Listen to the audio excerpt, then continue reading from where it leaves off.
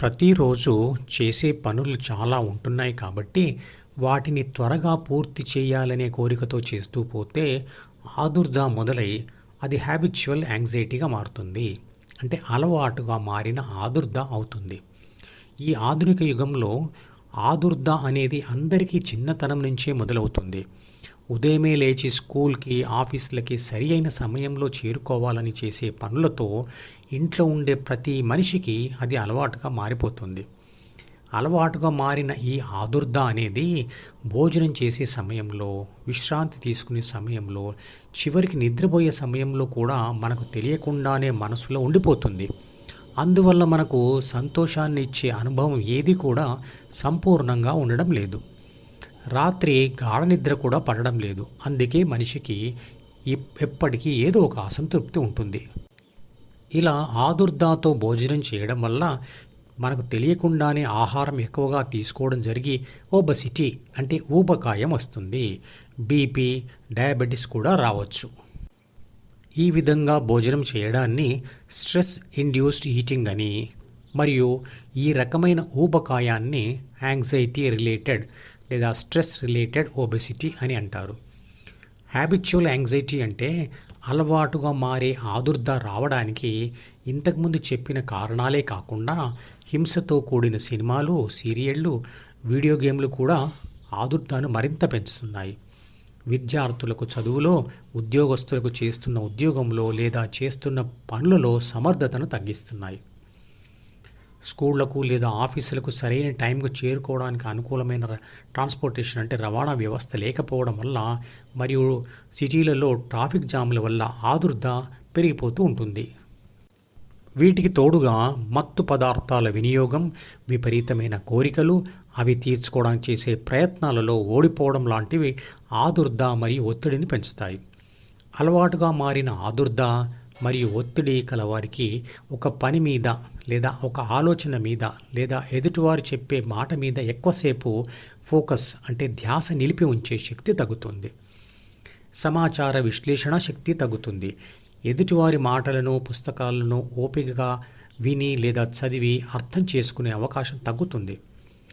అలాంటి వారికి తప్పనిసరిగా ఫోకస్ ఎక్కువసేపు నిలిపి ఉంచే పనులు చేయాలంటే విసుగు కలుగుతుంది.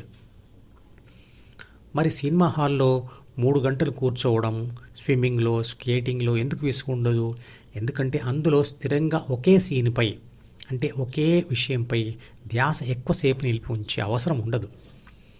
ఎందుకంటే సినిమాలో కంటికి ఎదురుగా సీన్లు నిరంతరంగా వెంటనే మారుతూ ఉంటాయి. వీడియో గేమ్లో మారినట్లుగా మారుతున్న సీన్లతో పాటుగా ధ్యాస కూడా ఒకదాని నుంచి మరొక దాని మీదకి మారుతుంది కదా. ఒకే సీన్ మీద స్థిరంగా ధ్యాస పెట్టవలసిన అవసరం లేదు. అలాగే స్విమ్మింగ్లో ధ్యాస చేతులు, కాళ్ళు ఆడించడం మీద నిరంతరంగా ఉంచాలి, లేకపోతే మునిగిపోతాం. కానీ కదలకుండా స్థిరంగా ఉన్న గోడను కానీ లేదా ఏ వస్తువునైనా చూస్తూ లేదా ఒకే పాటను చాలాసార్లు వింటూ లేదా ఒకే రకమైన పదార్థాన్ని ఎంత నచ్చినదైనా తింటూ ఉండడం విసుగును కలిగిస్తుంది. చేసే పనులు ఏమీ లేకున్నా ఒకటి తర్వాత ఒకటిగా నిరంతరంగా వచ్చే ఎన్నో ఆలోచనలు చేస్తూ కూర్చోవడంలో కూడా ప్రాబ్లం ఉండదు. ఎందుకంటే ఆలోచనలు కూడా మారుతున్న మనసులోని సీనులే కదా. అలాగే అవసరం లేని మాటలు కూడా ఒకటి తర్వాత ఒకటిగా మాట్లాడుతూ ఎంతసేపైనా ఉండగలం. కానీ ఒక సెల్ఫ్ హిప్నాటిక్ సజెషన్ లేదా మంత్రంపై ధ్యాస నిలిపి ఉంచి దానిని పదే అనలేం. మరి స్థిర ధ్యాస యొక్క అవసరం ఏమిటి అంటే, చదువుకునే విద్యార్థులకు చెప్పిన విషయం చక్కగా విని నిర్ణయాలు తీసుకునే ఉద్యోగులకు, వ్యాపారులకు, నాయకులకు, కుటుంబ సభ్యులకు, ఎవరికైనా సరే గెలుపులు, గుర్తింపు మరియు సమర్థత కావాలంటే అందరికీ ఇది అవసరం. చురుకుగా మాట్లాడే వారికంటే శ్రద్ధగా వినే వారినే చాలామంది ఇష్టపడతారు. ధ్యానంలో శ్వాస మీద ధ్యాస లేదా స్పర్శ మీద ధ్యాస సాధన వల్ల కొంతకాలానికి స్థిరమైన ధ్యాస లేదా ఫోకస్ సాధ్యమవుతుంది. దానితో విశ్లేషణ సామర్థ్యం కూడా పెరిగి అన్ని రంగాలలో అభివృద్ధి సాధ్యమవుతుంది.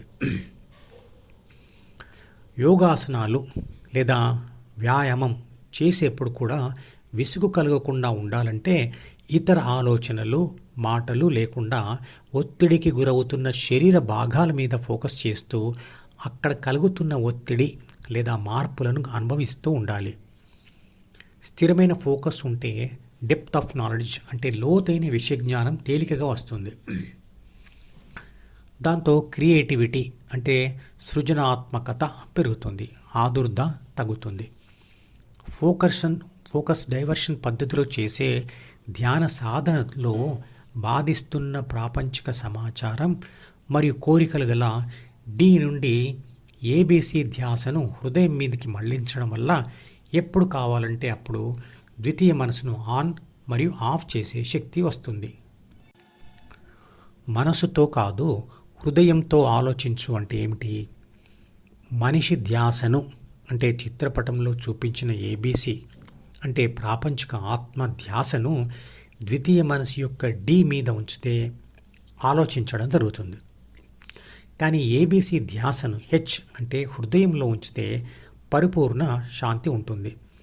హృదయంలో స్థిరంగా ధ్యాస ఉంచుతూ ఏ పనులైనా సమర్థవంతంగా చేయవచ్చు. హృదయంతో ఆలోచించడం అంటే హృదయంతో ఉంటూ ఆలోచించడం అని అర్థం. అదే ధ్యానం. డీకు అతుక్కొని ఉంటే జ్ఞాపకాలతో కూడిన అనేక భావోద్వేగాలు కలుగుతాయి. అవి ఉన్నప్పుడు శాంతి ఉండదు. ఆత్మధ్యాస హృదయంతో లేదా హృదయంలో స్థితంగా ఉంటూ చేసే పనులలో శాంతి, ప్రేమతత్వం ఉంటుంది. బుద్ధుడు లేదా రమణ మహర్షి అందుకు ఉదాహరణ. పసిపాపను ముద్దాడుతున్న తల్లిలో ఆలోచన ఉండదు. ఆ సమయంలో ఆమె మనసును విడిచి సంపూర్ణంగా హృదయంలో స్థితమై ఉంటుంది. ఈ మధుపదం యూట్యూబ్ ఛానల్ వీడియోని సబ్స్క్రైబ్ చేసి గంట గుర్తును నొక్కి ఆల్ని సెలెక్ట్ చేసి ప్రతిరోజు యూట్యూబ్ ఓపెన్ చేసి అడుగున ఉన్న సబ్స్క్రిప్షన్ బటన్ నొక్కితే అన్ని లేటెస్ట్ వీడియోలు చూడవచ్చు.